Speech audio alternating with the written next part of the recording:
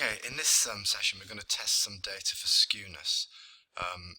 The reason why we want to test for skewness, remember that skewness is one of the things which feeds into our decision about which kind of tests we make. If our data are skewed, substantially skewed, which means that they're not a nice normal distribution, then it's not really permissible to use parametric tests, things like Pearson's correlations, t-tests, ANOVs and things like that.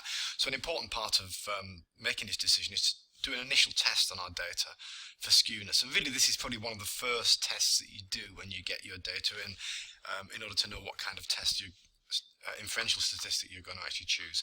So I've got some data here, and these again made up data, but they're basically looking at the extent to which use of social media impacts upon loneliness, causes loneliness. So in one column here we've got two variables. We've got the number of hours per week a person spends using social media, and then the loneliness column here, the other variable, is how lonely they are using a particular kind of loneliness scale. You can see from this immediately that, remember, each of the rows down here is a person, and each of these columns is a measurement of that person or a variable. Then you can see that each of these people completes the how many hours they do social media questionnaire and also the loneliness questionnaire. So it's a kind of within participants design. Anyway, so how do we test for skewness? Well, there's a number of ways, but perhaps the simplest way of doing it is to go to Analyze, and then we go to Descriptives and Frequencies, just as you might do if you were going to try and find the mean of the data. We put the two variables that we're interested in here. We only put the variables that we want to test in there. In this case, it happens to be both of them. And then we click on Statistics. Now in Frequencies, we can find all different kinds of statistics, such as the mean, the median, the mode, and so on, the standard deviation, the range. But just for the moment, just keep things nice and clean, I'm just going to do the test for skewness.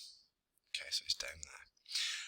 And then we can go into charts, and what we can ask SPSS to do is to give us a histogram by choosing that, and then this little box here which says show normal curve on histogram.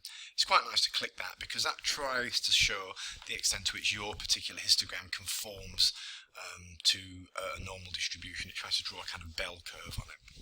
Go continue, and then we simply click OK. We wait for the SPSS results to come up. Okay, here we go. So let's go right down. Let's look at first of all, look at the histograms. We can see that looks a bit weird. You know, if we look at the actual bars there, it doesn't look terribly normal. Just from eyeballing it, doesn't look awful, but it doesn't look terribly normal. There's this very big bar here low down, which suggests there's a lot of people who don't use social media very much. But you can see here that the actual curve here, the bell curve, it's kind of looking a bit normal. There's a slight positive skew here. Positive skew, remember, means that the tail of the distribution, this is the tail here is towards the kind of high end. That's a positive skew, but it doesn't look too bad. Looking at this one, again, it's a bit like, you know, somebody's teeth being knocked out. There's gaps all over the place here. Again, a kind of a normal distribution if we look at this curve here. This time with possibly a slight negative skew, meaning the tail is down the lower end here. But the question is, how can we tell whether these data are unacceptably skewed?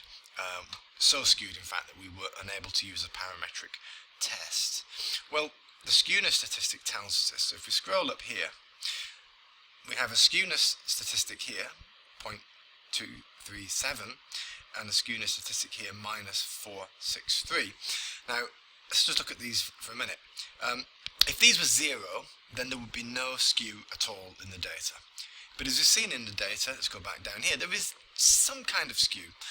Positive for the number of hours and negative for loneliness.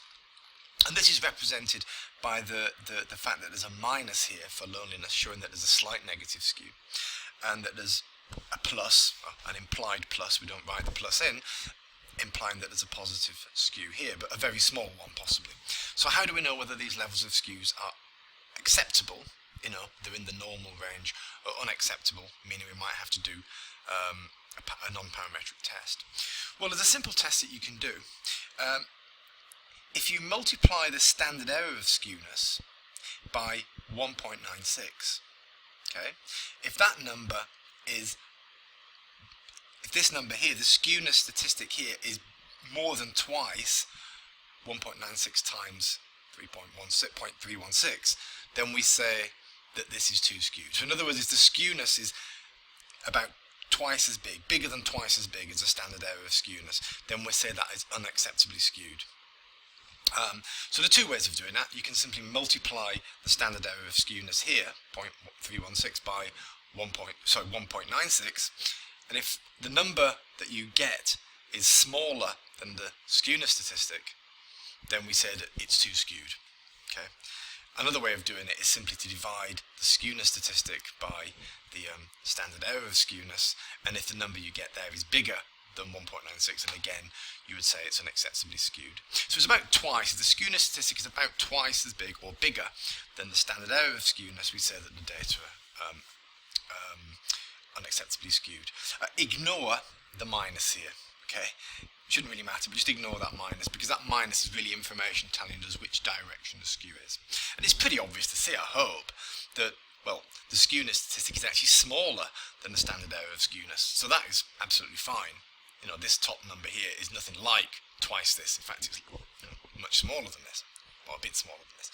And likewise, if we multiply this, 0.316 by 2, that says an approximation of 1.96. Again, we're going to get something like 0.6 something, and we can see here that 0.4 is absolutely fine. So in this particular situation, although it looks like there's a bit of a skew here, we would say that it's an acceptable amount of skew. And we can actually report that and say if that number is